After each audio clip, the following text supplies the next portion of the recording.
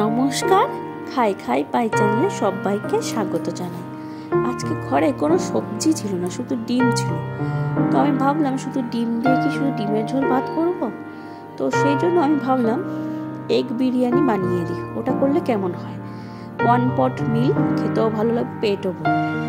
তো প্রথমে আমি চালটাকে ভালো করে ধুয়ে আমি আলাদা করে আর জল ফোটার পর দিইনি, একবারই জলের মধ্যে আমি চালটা দিয়ে তার মধ্যে স্বাদ অনুযায়ী লবণ দিয়ে দিয়েছি, যাতে পরে আর ভাতে লবণ দিতে না হয়।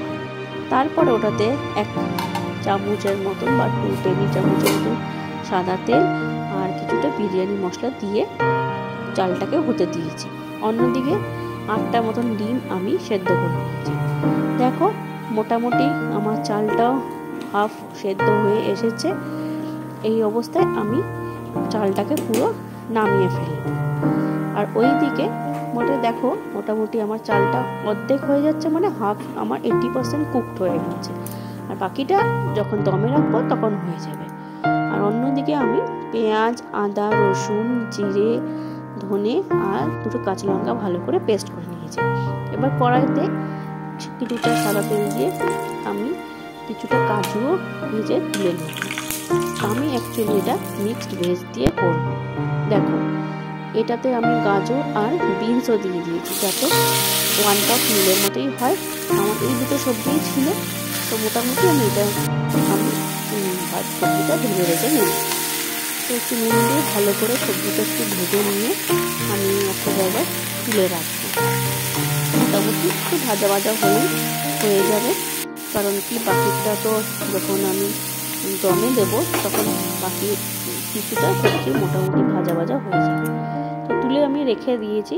তারপরে আবার কড়াতে আমি সরষের তেল গরম করে ওটাতে আমি 2টো পেঁয়াজকে কিছু করে স্লাইস করে দিয়েছি। এবার ভালো মতন পেঁয়াজটাকে আমি বেরেস্তা করব। ভালো মতন পেঁয়াজটাকে ভালো মতন ভেজে আমি ভালো মতন পেঁয়াজটাকে একটু বেরেস্তা করে মোটামুটি, যাতে পরে এই পেঁয়াজ ভাজাটাকে এই দেখো মোটামুটি আমার বেরেস্তা হয়ে এসছে। বেশি অতিরিক্ত ভাজার দরকার নেই।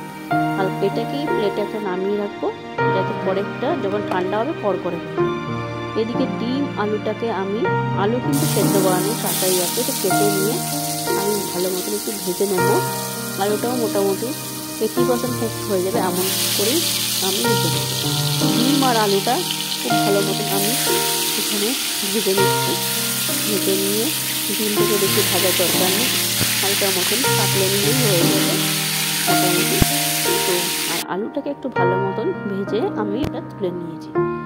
এবার ওই তেলে আমি গোটা সব মশলা ফোড়ন দিয়েছি, গোলমরিচ, এলাচ, লবঙ্গ, দালচিনি, এগুলো সব ফোড়নে দিয়েছি। তারপরে বেটে রাখা মশলাটা আমি দিয়ে দেবো, যাতে খুব জলদি খুব একটা মানে ভজগত রেসিপি না হয়, ঘরোয়াভাবে যেভাবে করি সেইভাবেই করবো। বাস ওটার মধ্যে একটু করেছি ভেজে দিয়ে ওটা ওরকম।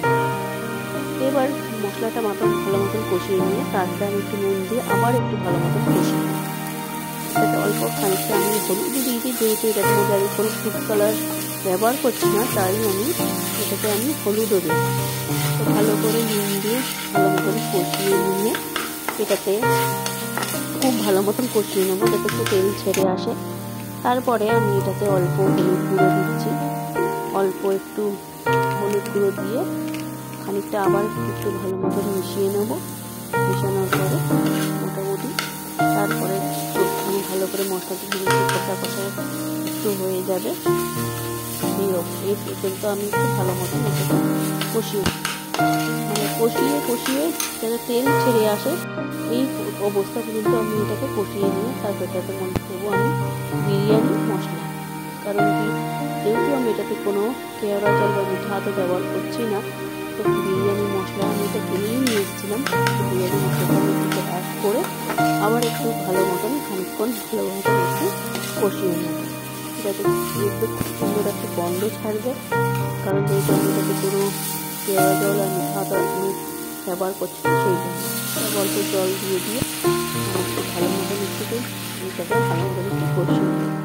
আর কোনো কিছু অতিরিক্ত আমি মশলা এটাতে ব্যবহার করিনি, পুরোটাই ঘরোয়া মশলা আমি ব্যবহার করেছি, যাতে কোনো কিছু শরীর খারাপও না হয়, অথচ তো ঘরোয়াভাবে আর মানে কিছুটা বিরিয়ানি স্বাদও থাকে, খেতেও পেটও ভরে, সেই মতন আমি পুরোটাই ঘরোয়াভাবে করি। তারপরে মশলাটা কষার পরে ভিজে রাখা আলু আর ডিম আমি এর মধ্যে দিয়ে ভালো মতন কষিয়ে নিয়ে অনেকক্ষণ ধরে কষাবো, যাতে মশলাটা ভালো মতন আলু আর ডিমের গায়ে লাগে। ডিমটা আমি মাঝখানে চিড়েও দিয়েছিলাম, যাতে একটু ভালো মতন গায়ে লাগে, তার জন্য একটু জল দিয়েছি। আবার একটু কষাবো, কষিয়ে দিয়ে আমি কিছুক্ষণ ঢাকা দিয়ে রেখে দেবো। মোটামুটি ঝোল ফুটে উঠেছে মোটামুটি। এরপরে আমি আবার একটু নাড়িয়ে নেব খুব ভালোভাবে। একটু গন্ধও ভালো ছেড়েছে, কোনো আর্টিফিশিয়াল কোনো কিছু ফ্লেভার কিছু মিশানো হয়নি। তা সত্ত্বেও ওটার মধ্যে আমি দিয়ে দেবো ভেজে রাখা কাজু আর ওই ভেজে রাখা সবজিটা, গাজর আর বিনস যেটা ছিল। যেহেতু আমি 1 পট মিল বানাচ্ছি, তার জন্য আমি এটাতে ভেজিস আর কাজু দিয়েছি। এটাতেই আমি একটু মিক্সড করেছি, ব্যাপারটাতে মিক্সড অ্যান্ড টাচ দিয়েছি। তারপরে মোটামুটি আমার হয়ে এসেছে। তারপরে আমি একটা গামলাতে বা ছড়ানো করে পাত্রেতে ঘি মাখিয়ে নিয়েছি প্রথমে, তলাতে যে লেগে না যায়। তারপরে একটু ঝোল নিয়ে চারিদিকে একটুখানি ভালো মতো ছড়িয়ে দিলাম। তারপরে ওই আগের থেকে সেদ্ধ করে রাখা যে ভাতটা ছিল, সেই ভাতটা আমি এর উপর দিক দিয়ে 1 হাতা 2 হাতা করে দিয়ে ভালোভাবে ছড়িয়ে দেবো। ভালোভাবে মানে কোনো কিছু মানে একদম বসে বসে না যায়, একটু হালকাভাবে হাতে আমি ছড়িয়ে দেবো। এই ভাতটা ঠান্ডা হয়ে গিয়েছিল মোটামুটি, ছড়িয়ে দিয়ে প্রত্যেকে একটু বেরেস্তা নিচে রাখা থেকে বেরেস্তা আর একটু বিরিয়ানি মশলা দিয়ে মোটামুটি আবার সেই একই প্রসেস, আর একটা লেয়ার বানাবো। আবার এটাতে আবার 1 হাতার মতন আমি আবার সেই ঝোলটা যেটা বানিয়েছিলাম গ্রেভিটা দিলাম, গ্রেভি সবজি দিয়ে যেটা গ্রেভিটা বানিয়ে সেটা দিলাম।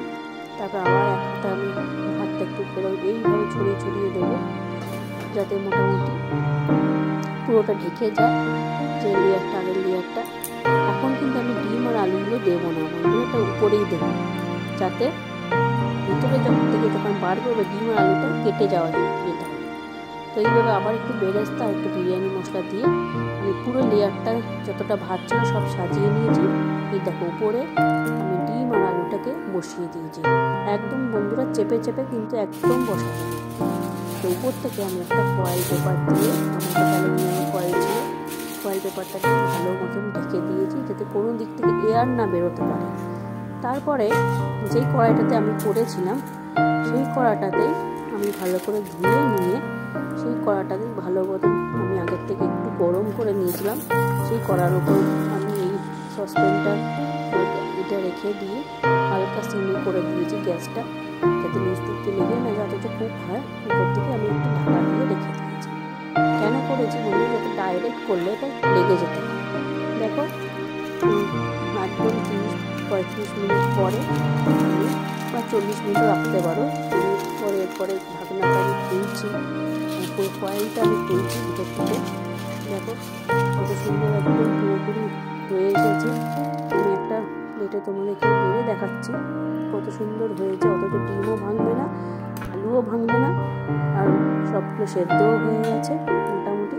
আর যেহেতু কোনো ফুড কালার আমি দিইনি, ন্যাচারাল ওয়েতে যে আমি এটা দিয়েছিলাম, হলুদটা দিয়েছিলাম, সেই হলুদেই মোটামুটি একটুখানি হলদে যে সাদা হলদে ভাবটাকে একটা বিরিয়ানি সেরকম একটা কালার তোমার চলে আসবে, অথচ পুষ্টি গুণে ভরপুর থাকবে। 1 পট মিল দেখো কত সুন্দর হয়েছে।